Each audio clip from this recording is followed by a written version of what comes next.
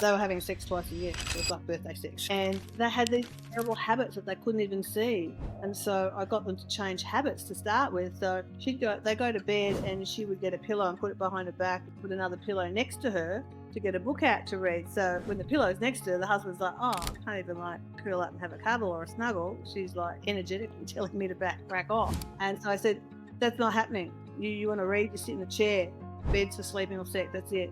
And then they'd make their own meals, and then they'd sit eating their dinner in front of TV every night. But 2 weeks after I made those changes, they had sex. And I'm like, well, it wasn't a birthday. It's just sometimes people don't realise that they've created these habits that aren't healthy, and just needs someone on the outside to look in and go, well, how about we just change this? And how about we greet each other in a certain way when you come home, and that will connect you more, and it actually drops you into presence with yourself and with your partner.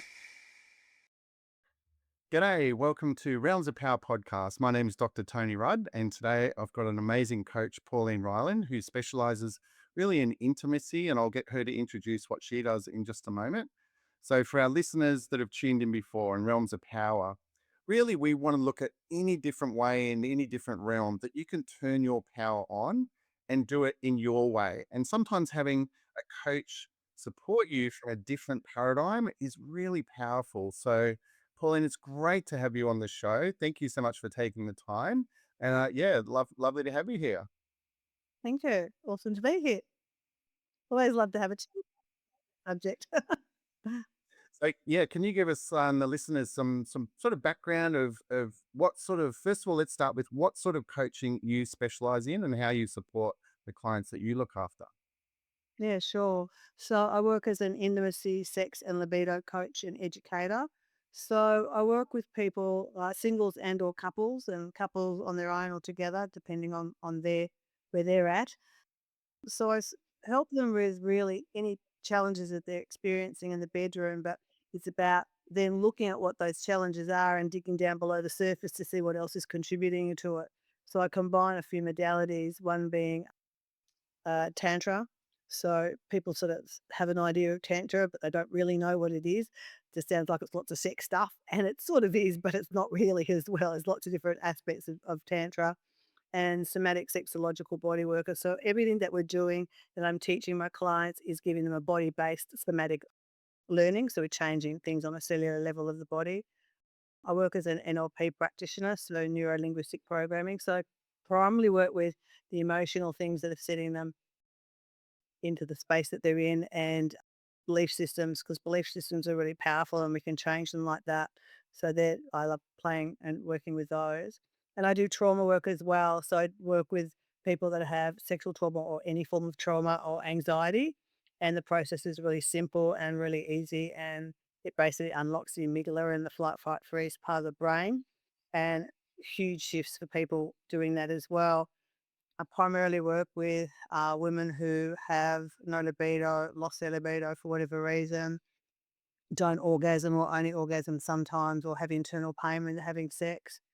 With men, also loss of libido, loss of erection function, either not maintaining or not getting one. You know, it's premature ejaculation, Peyronie's disease.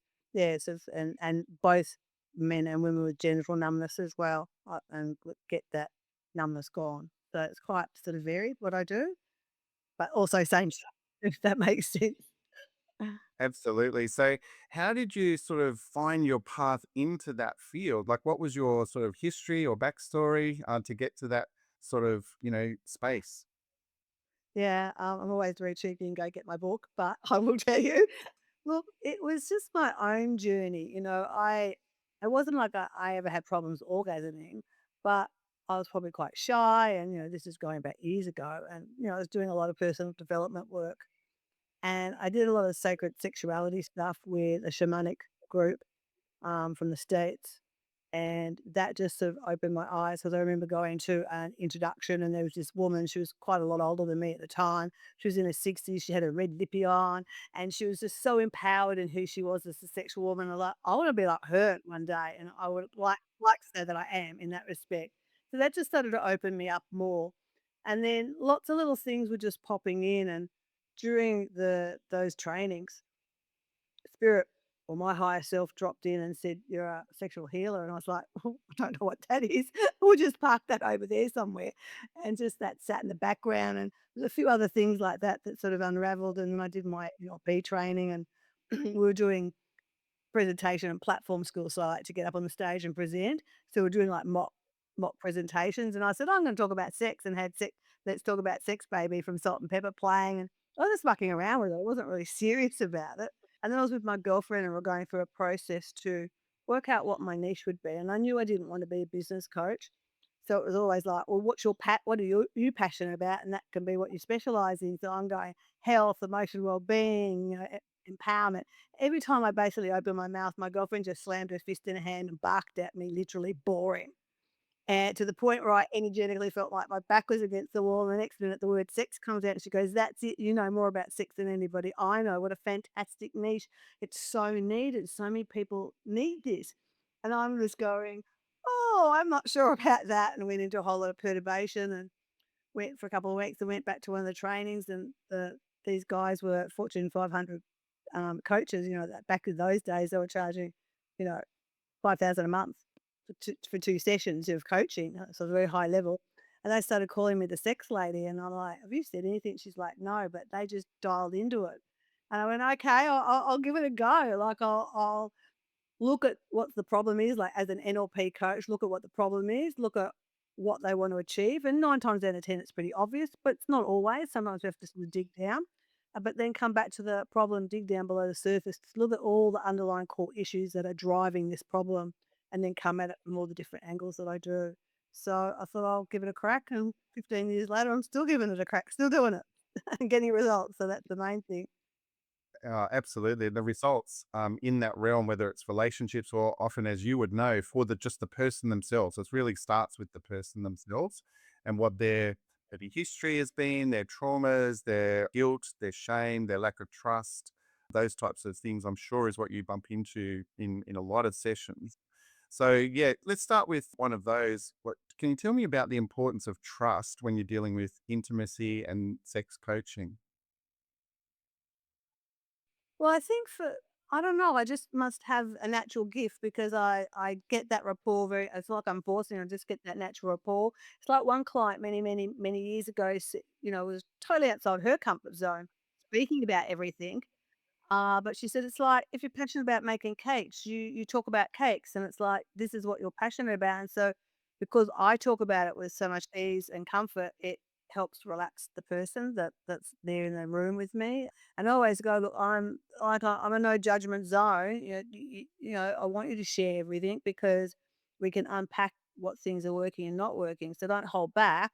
I'm not no judgment. My whole goal is to get you to a place that you want to be and help you become empowered in who you are in your sexuality and just in life in general. So I think people just automatically feel comfortable with me, which is good. Otherwise, I wouldn't be having a great business Yeah, of because it is. course. And sometimes, people are sharing stuff with me that they've maybe buried for 20 years. They haven't talked to anybody. They've hidden it. So lots of different things like that I come across in the years that I've been work. Yeah. Yeah, of course. And what are the common themes you find for people that are either having difficulty in that area, shut down, stuck in guilt or shame? What are the things that you see on a more common basis for people? Disconnection. Massive disconnection. And the disconnection comes in for a variety of reasons. So there's no set reason as to why. I mean, disconnection can, for a woman, if she's got pain, she's going to disconnect because we're smart. Now, brain tells us don't want to have sex because it's going to hurt. So that's a disconnect there. It could be from giving birth and tearing and having stitches. That can be another disconnection. I mean, I think we live in a disconnected world. We're always glued to the internet and our phones. I'm no different. I'm just as guilty. And so it's very, very easy to disconnect from ourselves. So that's one of the biggest things I work with is getting people connected into themselves and into their bodies and rearranging and realigning the neurological pathways between brain, heart, and genitals to get everything sort of more connected.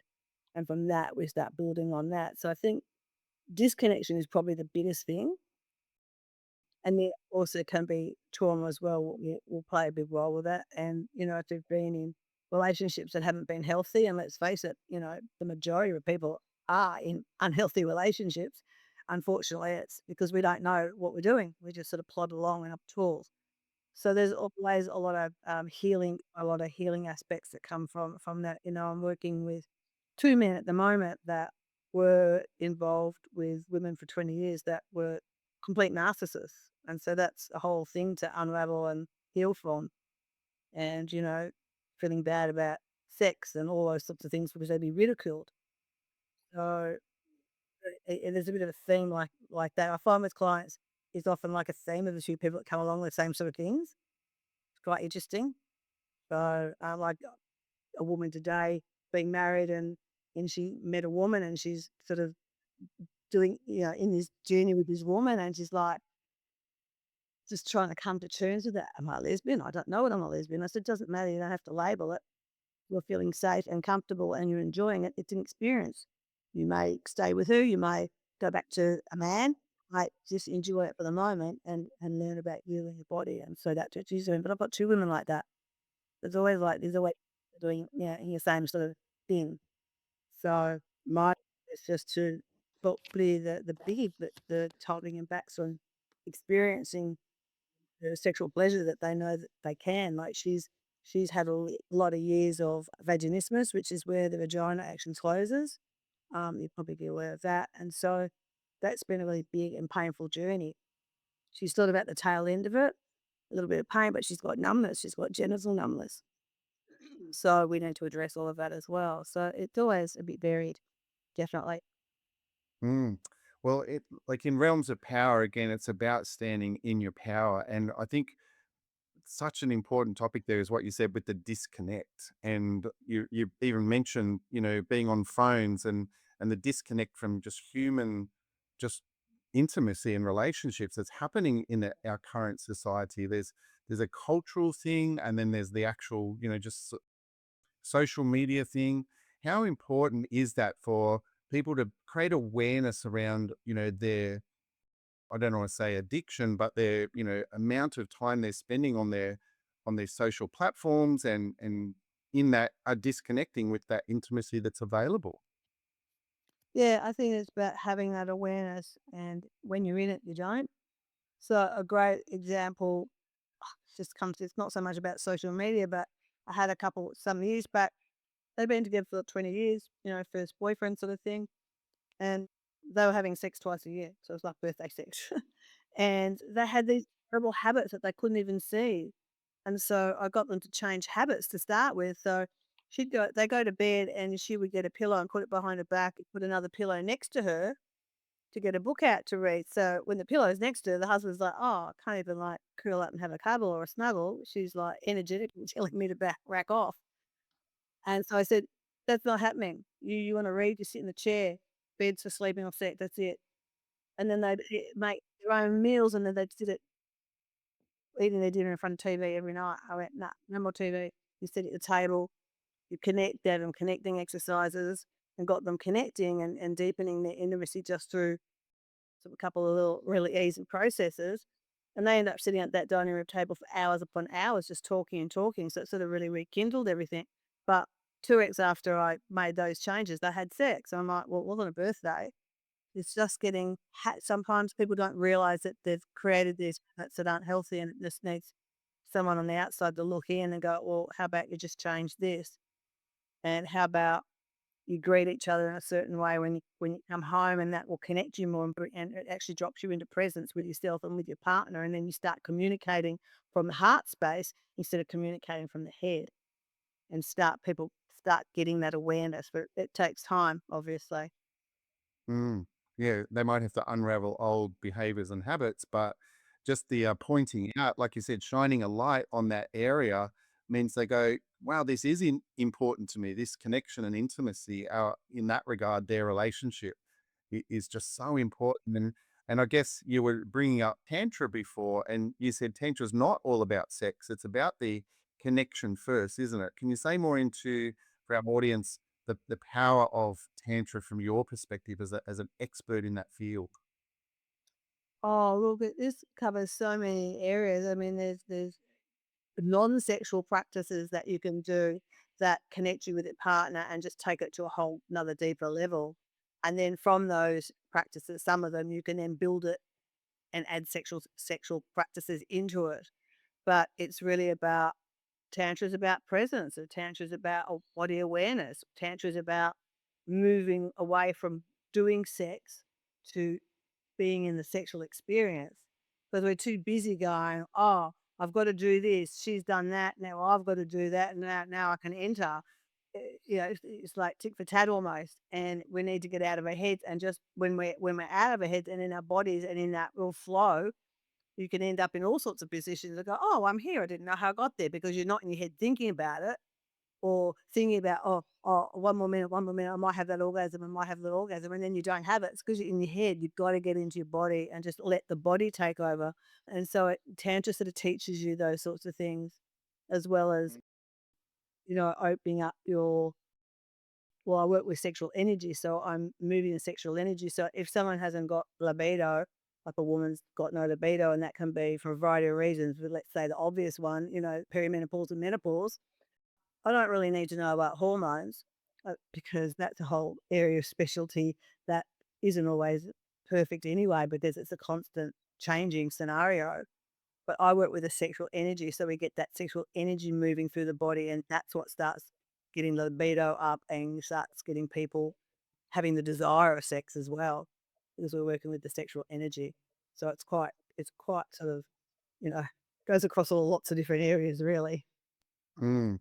What would you say to people socially again, maybe that are judgmental about the just the whole field of sex and they have their preconceived ideas and you're saying, wow, you could be so much more open. You can't put your paradigm on them, but it's they've got to make the choice firstly. But how important is that judgment around pleasure of sex and the power, the connection in your body in that realm? Yeah, look, we've got to look at our upbringings, people that have been very religious, sex is taboo, not talked about. Look, when I started this work, so I've been doing this work really for about 15 years. When I first started, I'd chuff off to Chamber of Commerce networking and, oh, hi, I'm a sex therapist. And people would be like, and I was just out there. And then after a while, I was like, oh, I don't think some people are handling this very well. And I really sort of shocked me. And it was like, it's 2000. We should be able to talk about sex really easily, but it felt like it was a taboo thing. And I thought, maybe I need to stop doing this work. And then I had this aha moment of, well, no, I'm not, because this is what I'm meant to be doing. This is my path. And if I'm pushing buttons, it's because they've got a problem. They've got an issue. I'm pushing their belief systems and challenging them. So I stuck with it. And they'll either continue to be like that, or they might start to think a little bit more and open themselves up. It's very varied, but it's definitely getting easy to talk about it with people now. I think people are a lot more open about it than what they used to be. That's for sure. Yeah. And how important is joy and fun in that? Because some people take it really seriously and then they've sort of missed some of the, the actual laughter and joy. How important is joy and laughter in that realm? Oh, 100%. Very, very much so. You can't be. Sex isn't serious. Sex is fun and light and beautiful and messy and crazy and wild and can be gentle and slow and nurturing as well. There's so many different levels. And there's a quote, I'm trying to sort of remember, I probably won't get it fully, but it's like, um, our bodies know what type of orgasm we need to have. Our role is to let go of the pretender voices and get out of the way so our body can do its thing. And that's true. We've got to stop thinking and getting into our bodies more. So that was from one of my not quite Yeah. quoted, but along those lines. So, our body does know what we need. And, orgasms are healing, in so many levels. They're so healing. And there's so many different types of orgasms. But people think, oh, I've had this orgasm and that's it. And I'm always like, well, what if you get, they'll reach for the golden orgasm and it's like, and they stop. And I'm like, well, what happens if you get going? Maybe you'd have another one. And so the work that I do is I help open people up to have multiple orgasms, and men as well, because men have that capacity to do that as well. So it's not one dimensional, it's many dimensions. And men can orgasm without ejaculating and have multiple orgasms. and that's true Tantra sort of work, but I don't really get attached to that. When I got into this work, my role was that Tantra could be for everybody, and my sort of goal was to take it out to the average John and Betty in the street, and not have it as this elitist tantric thing in the tantric world, because it can get a little bit like that. Like, everyone has that possibility, that capacity, if they let their body let it get out of their heads and get into their bodies. So that's the principle that I work on. Mm, okay.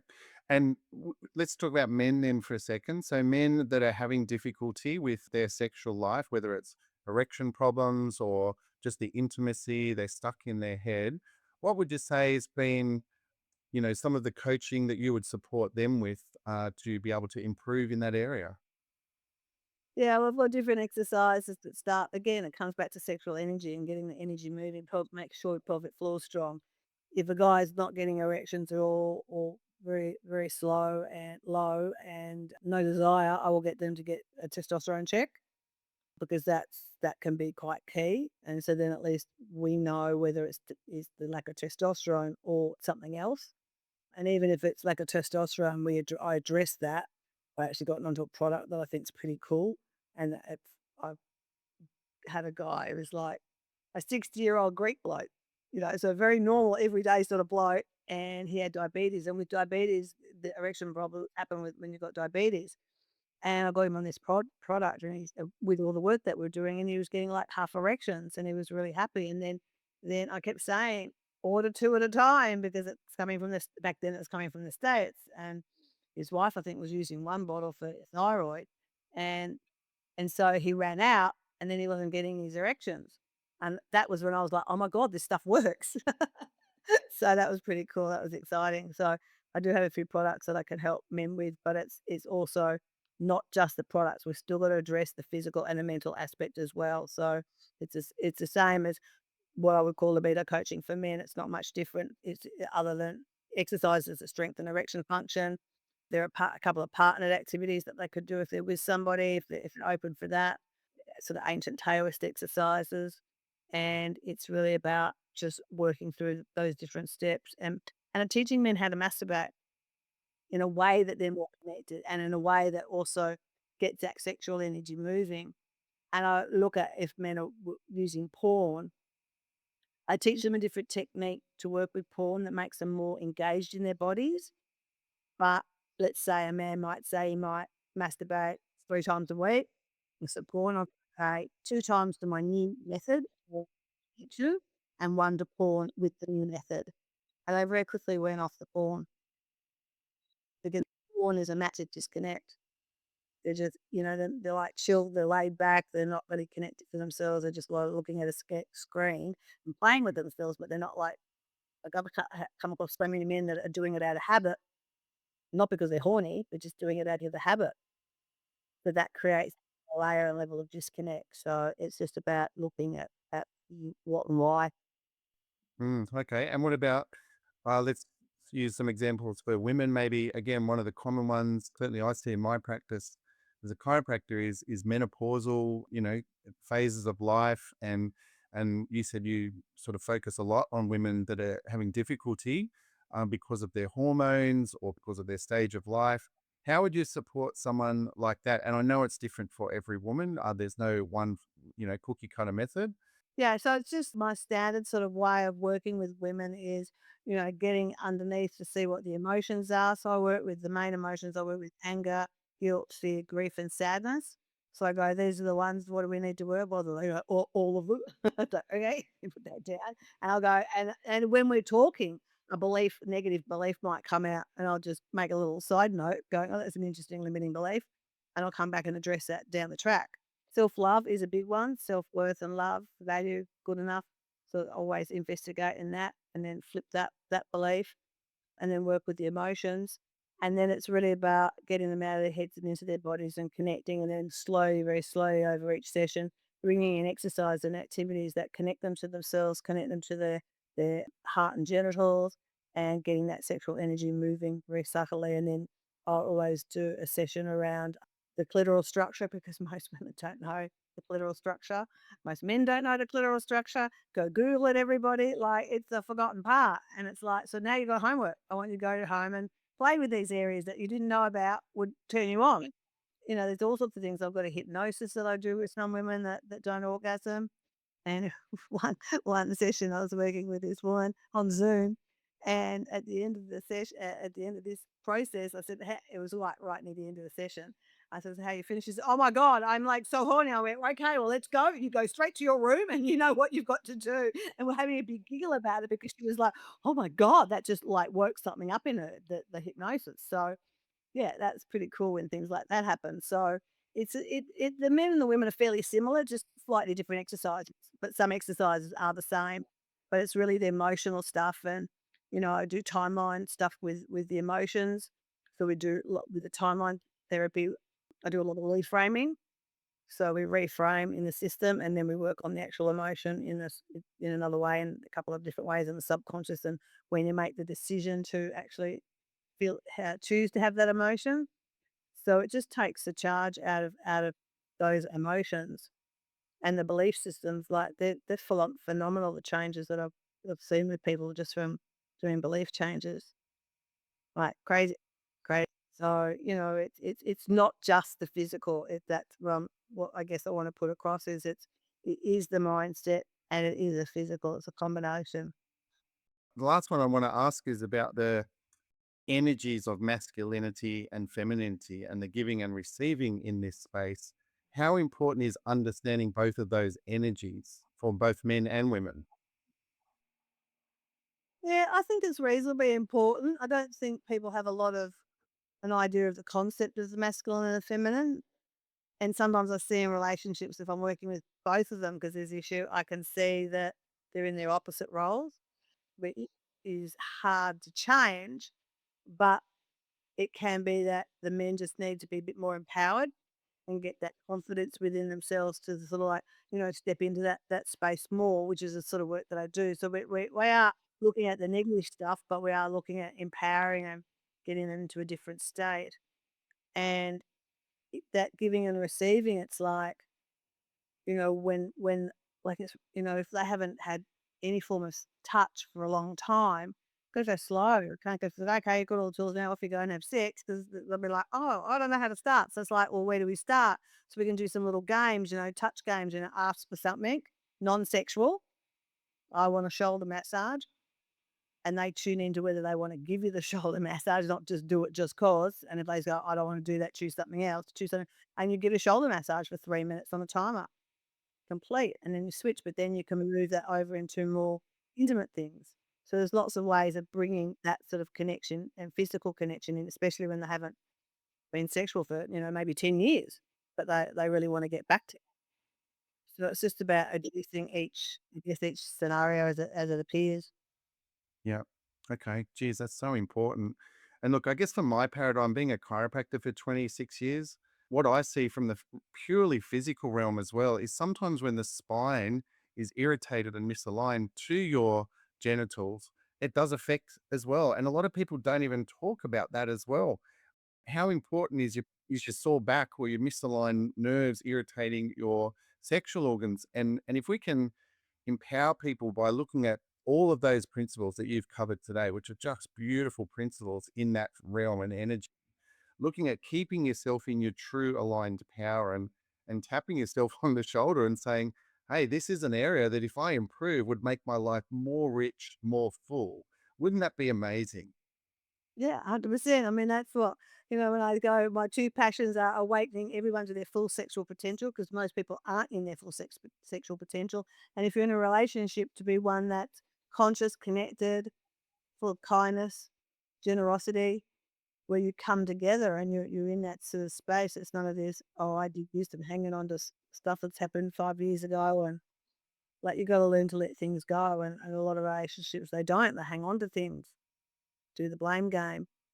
Everyone has a responsibility. So when you're in a conscious relationship, that sort of stuff falls by the by, I think, because you've got more awareness of what's happening and how you're talking, and all those things come into play a lot more. Yeah, that's beautiful. And Pauline, so you've been doing a lot of your work is online, like Zoom, or you work with anyone around anywhere. Is that correct? Yeah, I mean, I'm on the Sunshine Coast at the moment, so if you're on the Sunshine Coast, great, you can come to me at my house and have sessions. Otherwise, I work with Zoom all around Australia, overseas clients, and that's been really good because there was many years I was doing Sexpo in Melbourne and Brisbane and Sydney, and then when that sort of well, I chose to leave that, and it was sort of like weird doing it there, but good because I was like the light and amongst the heavy. Like, so it would be like, "Oh, what's that?" And then I did Mind Body Spirit Festival for many years as well, interstate. So I had to be able to have a way. And some people go, "Oh, I don't like working interstate." And it's like it makes no difference because I'm 100% about connection. So there's no difference working online with somebody because the connection's happening. So that's otherwise I wouldn't be able to do the business online. Like I just wouldn't be able to do it. So yeah, I've been doing that for years and people overseas as well.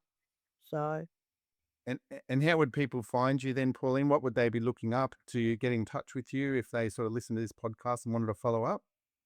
yeah, they could just put in, www.paulineryland.com or just search my name. I'll come up. My website will come up. There's only one of me.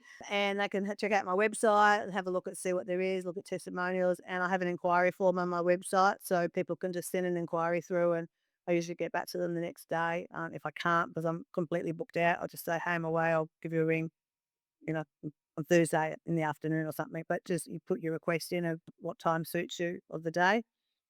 How do I try and deliver on those times? And if I can, I'll let people know. So it's not like they're going to be sitting there waiting for a week. It's probably the best way. I mean, I am on Facebook and Instagram on my business name, Intimacy Whisperer. I don't get on I get on Instagram that often. I don't know. I'm not it's not really that big on the social media. I've gotten a bit slacker over the last few years. And that's okay. And there was a guy actually I'm seeing him tomorrow, he messaged me on Instagram, local guy for premature ejaculation, and we're just like I'd go back about a week later, it's a message from a week ago. I'm like, "Oh, I'm so sorry," like, "Let's have a time, let's have a chat." It took a while to pin that chat down, and now he's coming for a consult tomorrow. So, normally, I would speak to somebody for 10, 15 minutes and just get a bit of a idea of what's going on for them, ask some questions, and then book them in for a consult. And the consults really do sort of get into it a lot deeper and really pull apart everything that's going on and come up with with the plans at the end of that consult.